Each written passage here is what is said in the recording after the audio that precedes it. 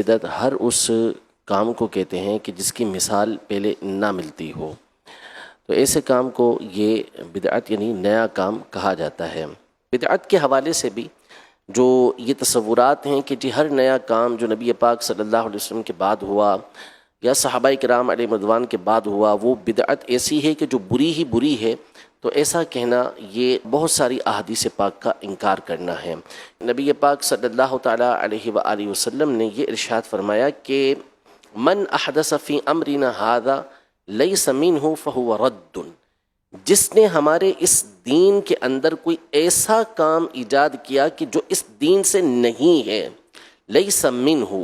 اس میں سے نہیں ہے، تو وہ مردود ہے۔ اس کا مطلب ہے، یہ علماء فرماتے ہیں کہ نبی پاک صلی اللہ علیہ وسلم کا ایک ایک کلمہ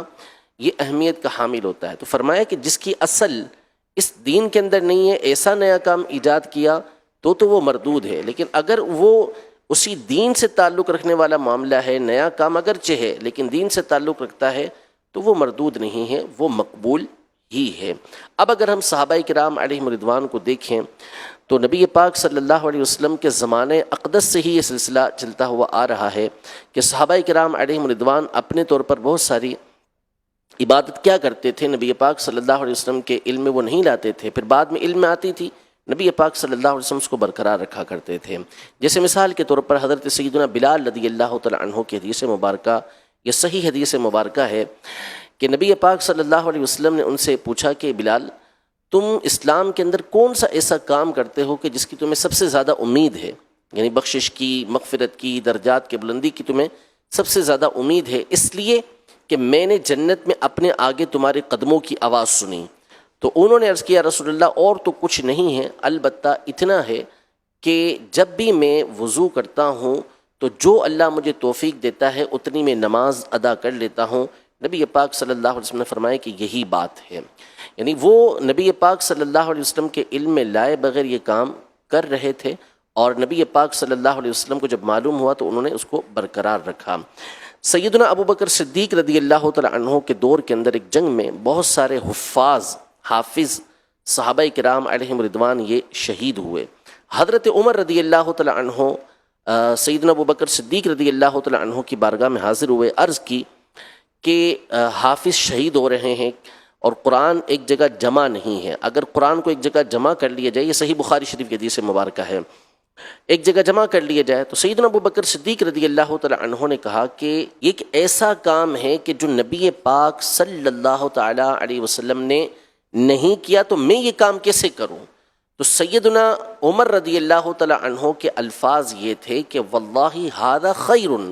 یعنی اگرچہ کہ یہ کام نبی پاک صلی اللہ علیہ وسلم نے نہیں کیا لیکن یہ کام بہتر ہے، اچھا ہے، خیر ہے۔ دونوں کی گفتگو ہوتی رہی، یہاں تک کہ صدیق اکبر رضی اللہ تعالیٰ عنہ اس بات کے قائل ہو گئے کہ حضرت عمر رضی اللہ تعالیٰ عنہ درست کہہ رہے ہیں۔ پھر انہوں نے زید بن ثابت رضی اللہ تعالیٰ عنہ کو بلایا اور ان کو کہا کہ آپ قرآن کو ایک جگہ پر جمع کریں۔ سیدنا زید بن ثابت رضی اللہ تعالیٰ عنہ کے الفاظ بھی یہ تھے کہ یہ کام تو رسول اللہ صلی اللہ علیہ وسلم نے کیا نہیں، تو یہ کام ہم کیسے کریں گے؟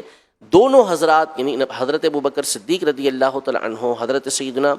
عمر رضی اللہ تعالیٰ عنہ، ان دونوں کے الفاظ یہ تھے کہ اگرچہ یہ کام رسول پاک صلی اللہ علیہ وسلم نے نہیں کیا، واللہ ھذا خیر، لیکن اللہ کی قسم یہ کام بہت اچھا ہے۔ پھر سیدنا زید بن ثابت رضی اللہ تعالیٰ عنہ کی سرکردگی کے اندر ایک ٹیم تیار ہوئی جس نے قرآن پاک کو ایک جگہ پر جمع کیا، جس کی ایک تفصیل ہے۔ اب یہ دیکھیں کہ یہاں پر وہ کام جو نبی پاک صلی اللہ علیہ وسلم نے نہیں کیا، وہ صحابہ کرام علیہم رضوان میں سے ابو بکر صدیق رضی اللہ تعالیٰ عنہ اور عمر رضی اللہ تعالیٰ عنہ کر رہے ہیں۔ نبی پاک صلی اللہ علیہ وسلم کے زمانے میں جمعہ کی صرف ایک اذان ہوتی تھی، حضرت ابو بکر رضی اللہ تعالیٰ عنہ کے زمانے میں جمعہ کی ایک اذان ہوتی تھی، حضرت عثمان غنی رضی اللہ تعالیٰ عنہ کے دور خلافت کے اول حصے کے اندر جمعہ کی صرف ایک اذان ہوتی تھی۔ پھر سیدنا عثمان غنی رضی اللہ تعالیٰ عنہ نے اپنی خلافت کے آخری حصے کے اندر جب 7 سال گزر گئے تو اس کے بعد آپ نے جمعہ کی دوسری اذان کا حکم ارشاد فرمایا کہ جب آبادی دور دور تک ہو گئی تو ایک نئی اذان آپ نے اس کا حکم ارشاد فرمایا۔ تو اب یہ دیکھیں کہ نبی پاک صلی اللہ علیہ وسلم نے یہ کام نہیں کیا، حالانکہ الیوم اکملت لکم دینکم، قرآن پاک فرما رہا ہے کہ آج کے دن میں نے تمہارے لیے تمہارا دین مکمل کر دیا ہے۔ حجۃ الوداع کے موقع پر مکمل ہو چکا تھا، لیکن اس کے باوجود یہ کام ایجاد ہو رہے ہیں، اس کا مطلب یہ ہے دین کے مکمل ہونے کا کہ اس کے قانون، اس کے اصول، اس کے ضابطے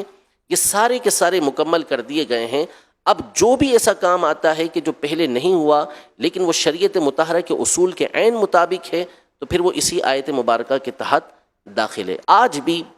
انکار کرنے والے افراد بھی اگر غور کریں تو بہت سارے کام وہ ہو رہے ہوتے ہیں کہ جو نیکی کے کام کہلاتے ہیں، دین کے کام کہلاتے ہیں، اور نبی پاک صلی اللہ علیہ وسلم سے، صحابہ اکرام علیہم رضوان سے، تابعین سے ان کا کسی طرح کا کوئی ثبوت نہیں ہوتا۔ تو واضح طور پر حدیث مبارکہ بھی موجود ہے، اور ہمارے اسلاف نے واضح طور پر حدیثوں کی جو شرح کے اوپر مشتمل کتابیں ہیں وہ آپ پڑھتے چلے جائیں تو کل بدعت ضلالہ کے جو الفاظ ہیں کہ ہر بدعت گمراہی ہے، وہ بدعت کے آگے تشریح کرتے ہیں، ای بدعت، وہ بدعت کے جو مکروہ ہے، وہ بدعت کے جو حرام ہے، یعنی ایسی بدعت کے جو سیئہ ہے، بری ہے، وہ اس کی تشریح کرتے ہوئے کہتے ہیں کہ یہ چیز ہے۔ تو یہ بات کہنا کہ جو کام نبی پاک صلی اللہ علیہ وسلم کے زمانے اقدس میں نہ ہوا ہو تو وہ کرنے کی اجازت نہیں، یہ خود نبی پاک صلی اللہ تعالیٰ علیہ وسلم کی تعلیمات کے اور اسلاف کی تعلیمات کے خلاف ہے۔